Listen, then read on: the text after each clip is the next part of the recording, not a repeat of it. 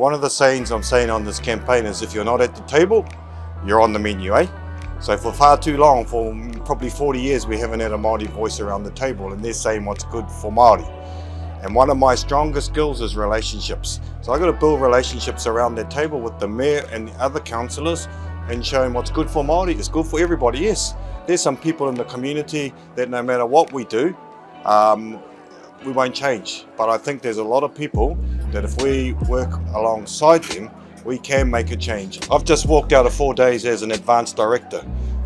Sitting on the council is purely and most importantly governance. And I think there's actually two things. There's governance and community connections. Those that know me, I'm on the ground at all levels. So I'm connected deeply into our community. But I probably have a CV that's stronger than any council candidate that's sitting there as well. I live and breathe in this space, and I'm me to my whānau that are putting them up because I think they have got good credentials as well. But there's a time and a place, and to me, there's a moment in time, and the time is now for someone like me to come in and make a positive difference for our whānau.